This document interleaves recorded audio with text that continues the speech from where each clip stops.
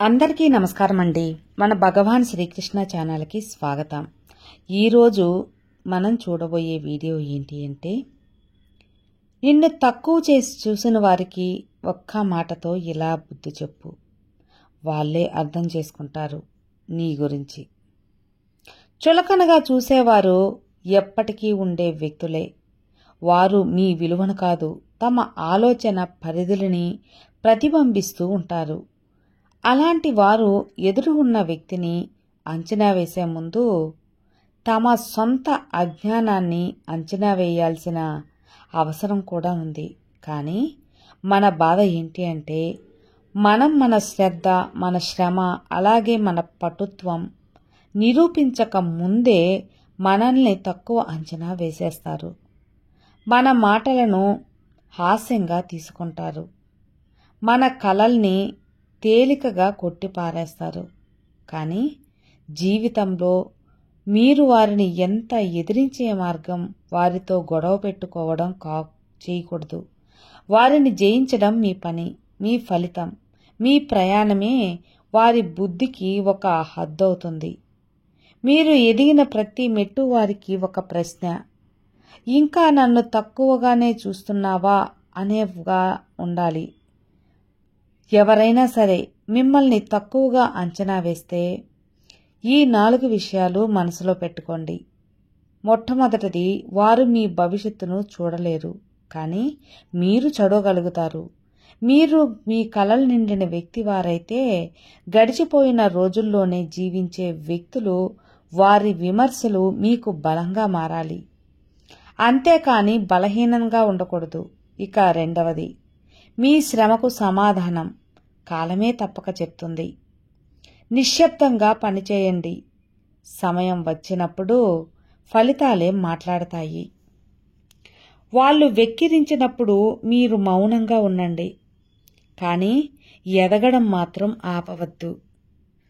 ఇక మూడవది, వారు మిమ్మల్ని నిర్లక్ష్యం చేస్తే మీరు స్వయ గౌరవాన్ని పెంచుకోండి. అవమానం అనిపించినప్పుడు కూలిపోవడం సులభమే, కానీ దానినే ఆస్తిపరుచుకొని కోటలా ఎదగడమే నిజమైన ప్రతీకారం. గుర్తుపెట్టుకో మిత్రమా. ఇక నాలుగవది, బుద్ధి చెప్పే మార్గం. విషయాన్ని గ్రహించి కక్షని పక్కన పెట్టి ఓపికతో ఎదగడం. ఎదిగిన తరువాత వారిపై కోపాన్ని చూపించడమే కాదు, వారిని దాటి ముందుకు పోవడం. అదే అసలైన గెలుపు. వారు మిమ్మల్ని తక్కువ చేసి చూసేలా ప్రయత్నిస్తే మీరు మిమ్మల్ని ఎక్కువగా చూసేలా మారండి. వారు మీ శక్తిని కించపరిస్తే మీరు మీ లక్ష్యాన్ని గట్టిగా పట్టుకోండి. వారు గట్టిగా నవ్వితే మీరు గట్టిగా పనిచేయండి. మీ నిశ్శబ్ద కృషి వారి గర్వాన్ని నిశ్శబ్దంగానే అణిచివేస్తుంది. ఎందుకో తెలుసా? బుద్ధి మాటలతో కాదు, మార్పుతో చెప్తేనే పనిచేస్తుంది. కాబట్టి తక్కువగా చూసేవారికి మీ విజయంతో వెనక్కి చూసేలా చేయండి. అర్థమైందా? మిమ్మల్ని తక్కువగా చూసేవారిని గౌరవంగా చూస్తేనే మీరు వారిని మించిపోయినట్లు వారికి తెలుస్తుంది. నిన్ను చిన్న చూపు చూసేవాడు ఎప్పుడూ నీ విజయాన్ని అందుకోలేడు, చూడలేరు కూడా. ఎందుకంటే అతను చూసేది నీ చిన్న చూపు. అది మీరు ఏమి తగ్గిపోరు కదా. మిమ్మల్ని చులకనగా చూసే ప్రతిసారి మీరు ఏం చేయాలి అనేది చెప్పకూడదు. మీరు మౌనంగా సహించేది గెలిచే వరకు మాత్రమే. ఒకరోజు వస్తుంది తప్పకుండా వారు నోళ్లు మూసుకొని వారు మనసు మీ మీద గర్వపడుతుంది. అలా గర్వపడేలా చేయడం కానీ కక్ష పెట్టేలా చేయకూడదు. వారిని ఓడించాలంటే మీరు కోరికగా పెట్టుకోవద్దు. వారే మిమ్మల్ని గమనించాక తప్పని పరిస్థితి రూపొందించండి. మీ పనితనం ఓ శబ్దం లాంటిది. వారి కోసం అరవాల్సిన అవసరమూ లేదు. మీరు నిలబడిన ఎత్తే వారికి బలంగా వినిపిస్తుంది. అలాగే మీ విజయాన్ని ప్రదర్శించడానికే కాదు, మీ నిజమైన సామర్థ్యాన్ని తెలుసుకోవడానికి కూడా జీవించండి. వాళ్ళు తక్కువ అన్నారని మీరు ఎక్కువ అనడం గొప్ప విషయమేమీ కాదు. వారు అన్నా అనకపోయినా మీరు మీ కలలకు న్యాయం చేయండి. నిజమైన విజయం ఎంత తక్కువగా చూసినా మీరు ఎంత గొప్పవారో కాలమే చూపిస్తుంది. ఈ కాలం ఒక ప్రశ్న, మీ సమాధానం ఎప్పటికైనా మీ శ్రమే. ఈ కాలం ఒక పరీక్ష, ఇక మీ ఉత్తీర్ణత అది మీ పదం. వాళ్ళు సిగ్గుపడే రోజు తప్పకుండా వస్తుంది.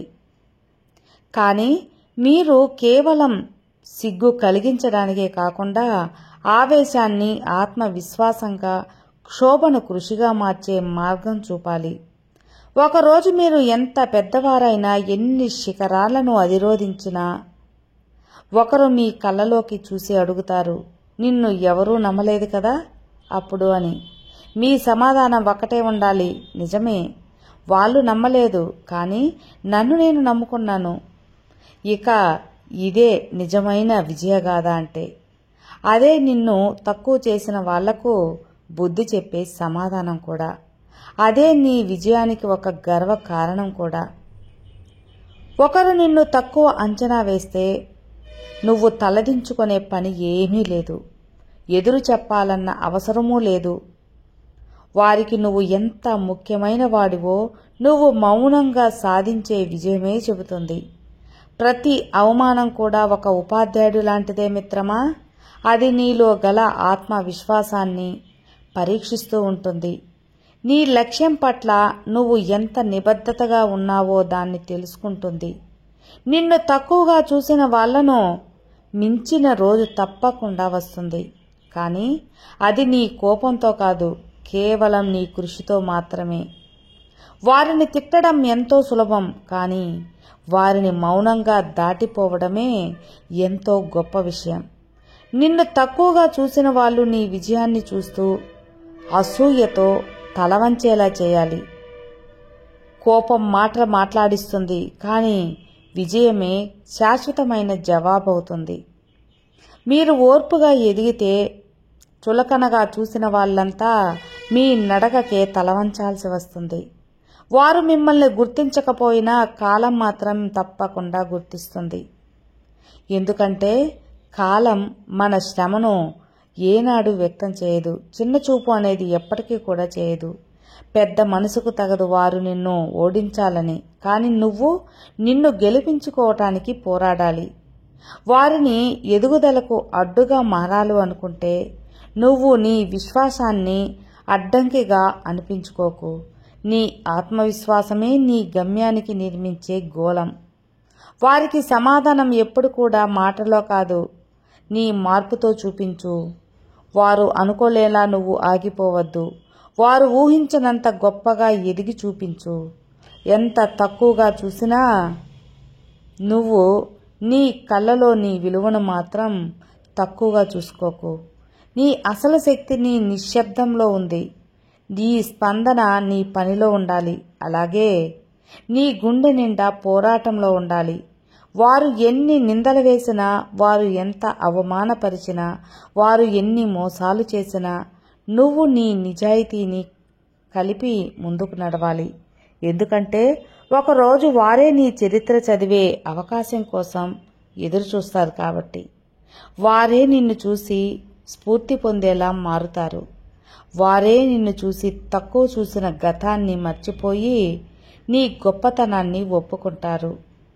ఈ ప్రపంచం నిన్ను అస్సలు గుర్తించకపోవచ్చు, కానీ నువ్వు నీ ప్రయత్నాన్ని ఆపితే నిన్ను నువ్వే గుర్తించలేవు. ఇది నీ కథ. దీనికి నువ్వే కథానాయకువి, నువ్వే రచయితవి. నిన్ను తక్కువగా చూసిన వాళ్ల కోసం కాదు, నీ కలల్ని నిజం చేసుకోవడానికి ఈ పోరాటం. అందుకే మాట్లాడకు, నిరూపించు.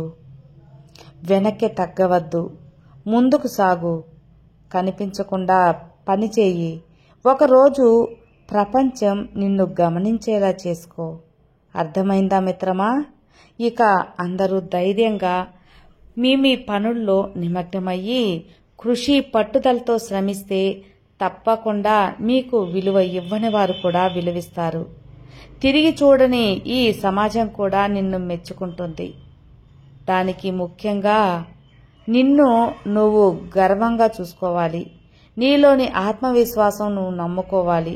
నిన్ను నువ్వు మొట్టమొదటిగా నమ్మాలి. కాబట్టి ధైర్యంగా సాగిపో.